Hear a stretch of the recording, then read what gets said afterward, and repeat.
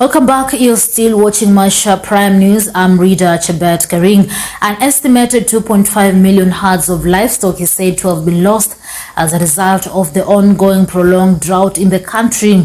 Livestock Principal Secretary Harry Kimutai says the government is looking for more markets to export livestock in order to reduce huge losses in the affected areas. The PS, who was speaking in Mombasa during the launch of Livestock and Dairy Farmers Production catalogs, said livestock farmers have been dealt a big blow through the loss of their livestock for the last 4 seasons. Stephen Lubanga with more. Bouts of drought continue to ravage different counties in the country. This has resulted to death of livestock across the country. Livestock Principal Secretary Harry Kimutai now says the government is looking for more markets to export livestock in order to reduce huge losses in the affected areas. We estimate to be about 2.5 million livestock that has been lost, but the rest, I think they are not in a very stable condition. Their body weight has really emaciated because of lack of pasture and also because of the movement of animals to long or far places to look for pasture and water. So you find we have animals, but their body condition, their body weight is not very good that it can, they can be able to dispose of. If they are disposing of, again, they don't make or they don't fetch the correct value for their animals. So it's really a big challenge, but with now such kind of interventions where we are able to get markets. The PS, who was speaking in Mombasa during the launch of Livestock and Dairy Farmers Production catalogs, said livestock farmers have been dealt with a big blow through the loss of their livestock for the last 4 seasons. And we are encouraging the regions that have good rainfall, especially the central and North Rift, where they're producing enough forage for their dairy cows. They also need to produce more so that they're able to sell to the pastoralist to sustain their beef animals. The move is said to caution the farmers from more losses. The government has offered intervention through the Offtake program at Kenya Meat Commission, as well as looking for market to export livestock to other countries.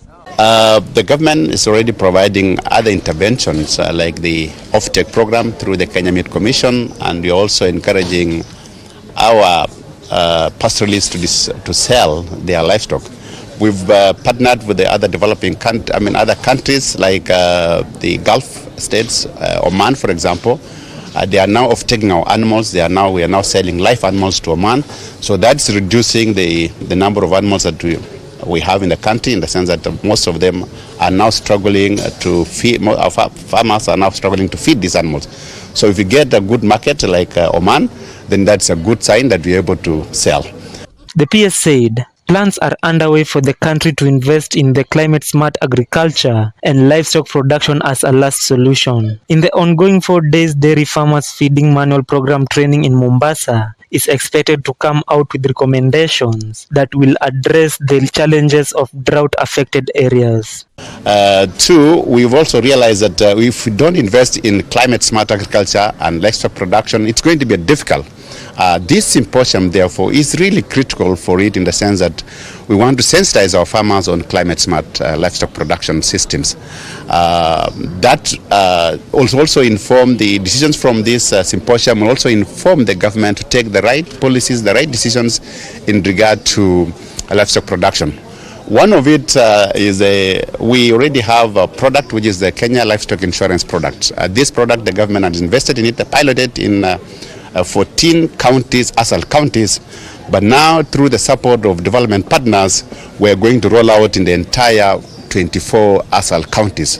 So these are some of the interventions that the government is going to provide, in the sense that the insurance program will support the pastoralists in the time when they need money to buy pasture for their animals, because a payout will be declared because of drought, and they will be able to get money to buy feeds for their animals. Yuri Odongo, who is the Deputy Chief Party, said Kenya Crops and Dairy Market System Project KCDMS, the program under the banner of the Sustainable Food System Transformation Agenda, Making climate smart a livestock production rail is supposed to empower the farmers on livestock production. And in dairy, we are focusing on issues of breeding, improved breeding.